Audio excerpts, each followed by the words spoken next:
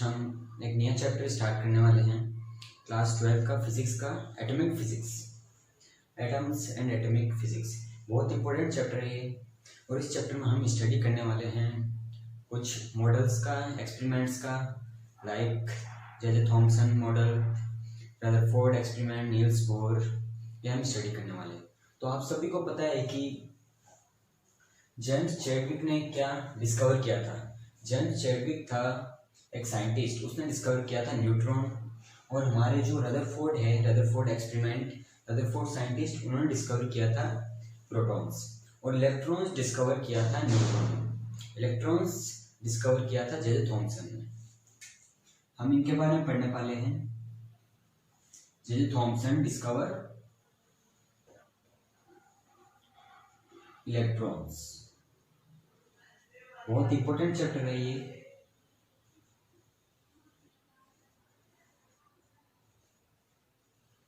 First model है J Thomson. J Thomson ने बताया कि all the matter are made up of small particles are called atoms. ये हम सभी को पता है कि कोई भी मैटर है वो स्मॉल पार्टिकल से बना होता है, उसे हम क्या कहते हैं, एटम कहते हैं। और जैसे कि ये एटम है, और जो ये माइनस चार्ज है वो हमें पता है कि इलेक्ट्रॉन है। जे थॉमसन ने क्या डिस्कवर किया था, इलेक्ट्रॉन्स। इलेक्ट्रॉन, और फिर ये रिमेनिंग पार्ट बचा हुआ है, इसे इसने कहा है पॉजिटिव चार्ज, मतलब इसे हम प्रोटॉन्स भी कह सकते हैं, पॉजिटिव चार्ज को। ये बताया था जे थॉमसन ने। और जे थॉमसन ने एक और थिंग बताई थी, जैसे कि जे थॉमसन ने क्या बताया कि ये कोई एटम है, और इसने इसको किससे कंपेयर करा, एक वाटरमेलन से। और उसमें क्या कहा, ये जो नेगेटिव चार्ज है एटम में, negative charge atom are like a seed. Seeds, negative charge है सीड्स की तरह लगते हैं, बीज की तरह वाटरमेलन के। तो इस जे थॉमसन के मॉडल को किस नाम से जाना जाता है, प्लम पुडिंग मॉडल के नाम से जाना जाता है। This are also called as plum pudding model. कि negative charge is like a seeds, electron is like a seeds, then this is called plum pudding model. और इन्होंने कहा कि जब भी हम इलेक्ट्रॉन्स को हीट देंगे तो वो कम आउट बाहर निकल जाएंगे, क्योंकि हम इलेक्ट्रॉन्स को थोड़ी सी भी एनर्जी देंगे तो कहाँ जाएंगे, रिमूव हो जाएंगे, एटम से बाहर निकल जाएंगे, सेल से। Observations of J Thomson model. J Thomson के कुछ ऑब्जर्वेशंस है, उन्होंने बताया कि स्टेबिलिटी ऑफ एटम, एटम की स्टेबिलिटी के बारे में बताया उन्होंने। फर्स्ट ऑब्जर्वेशन ये था। और सेकंड ऑब्जर्वेशन बताया कि emission of electromagnetic waves, electromagnetic waves का एमिशन होना।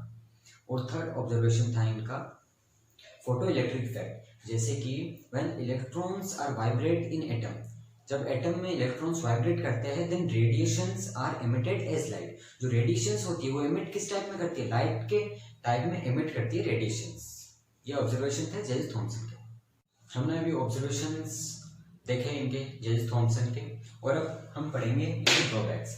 इनके ड्रॉबैक्स क्या थे, इन्होंने सिंगल एलिमेंट एटम के लिए या एलिमेंट के लिए, हाइड्रोजन एटम के लिए स्पेक्ट्रम बताया था।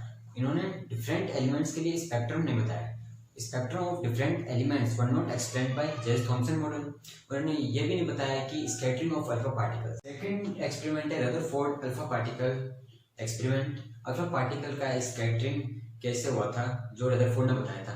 और ये ड्रॉबैक था जे थॉमसन का, जे थॉमसन नहीं बता पाया था alpha particle, scattering of alpha particles. तो ये बताया रदरफोर्ड ने। रदरफोर्ड एक्सपेरिमेंट द्वारा अल्फा पार्टिकल स्कैटरिंग का हमें पता चला कैसे हुआ। ये जैसे कि हमारे पास ये लेड बॉक्स है, यहाँ से क्या हुआ, अल्फा पार्टिकल स्ट्राइक हुआ, कहाँ पर, गोल्ड फॉइल पे स्ट्राइक हुआ। फिर क्या हुआ, गोल्ड फॉइल से क्या हुआ, अल्फा पार्टिकल्स का स्कैटरिंग स्टार्ट हुआ। तो ये बहुत से स्कैटरिंग हुआ, about 8000 incidents of alpha particles. 8000 alpha particles का क्या करवाया था रदरफोर्ड ने, स्कैटरिंग करवाया था, इंसिडेंट करवाए थे। और 8000 में से 1 अल्फा पार्टिकल क्या हुआ, स्कैटर्ड बैक हुआ, फिर से वो क्या हुआ 180 डिग्री पर। 1 अल्फा पार्टिकल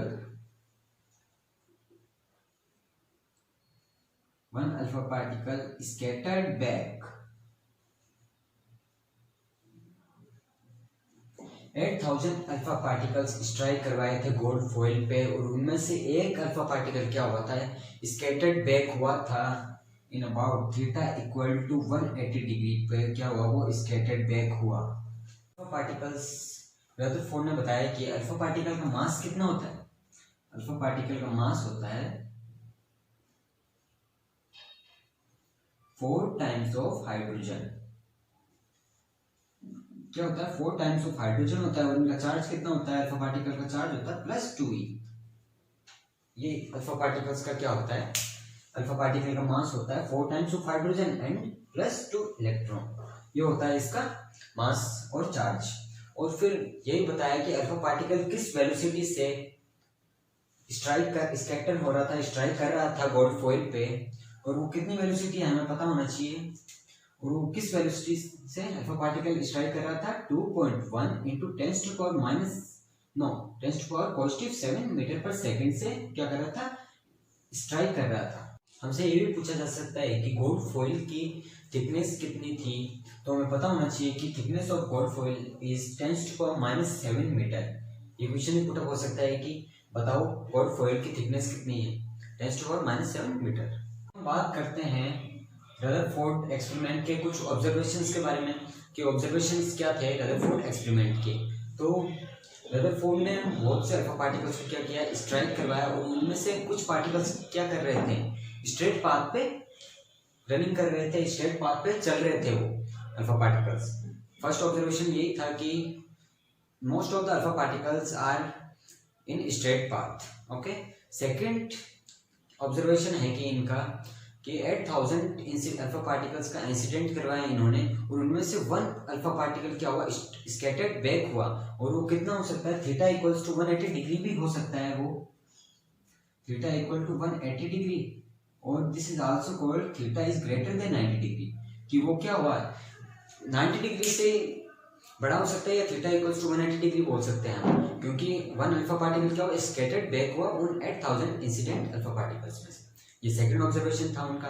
थर्ड ऑब्जर्वेशन था कि उनका अल्फा पार्टिकल्स क्या कर रहे थे, कुछ एक्यूट एंगल पर भी स्कैटर्ड हो रहे थे, और कुछ ऑब्ट्यूज एंगल पे स्कैटर्ड हो रहे थे। और अल्फा पार्टिकल हम सभी को पता है कि अल्फा पार्टिकल क्या है, positive charged particle alpha particle. ये उनके observations of Rutherford experiment. Drawbacks of Rutherford experiment. First drawback इनका यही था कि स्टेबिलिटी ऑफ एटम ये नहीं बता पाए थे।